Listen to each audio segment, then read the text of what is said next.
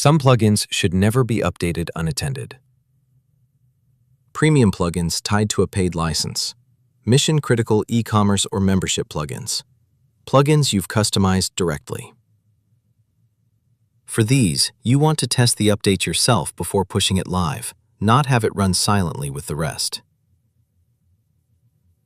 In this video, we will mark specific plugins to skip during updates so the rest of your maintenance can run safely while those few stay frozen at their current version. Let's begin.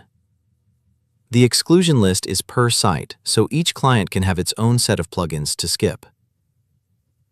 From the site list, click Edit on the site you want to configure. The Edit Site modal opens.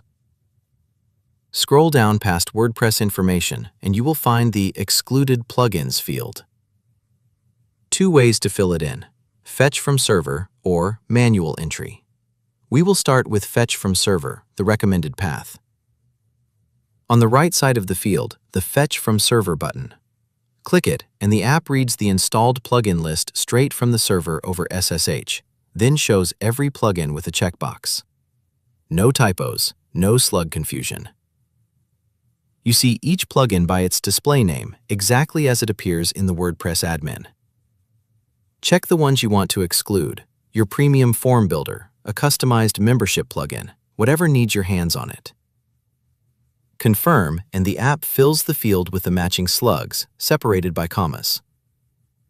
This is the path to use whenever SSH is configured for the site. It is faster, it is accurate, and it scales to sites with dozens of plugins. If the site runs in browser-only mode without SSH, the Fetch button is not available. In that case, you fall back to manual entry. Click Save. The next time you run maintenance on this site, the excluded plugins are skipped.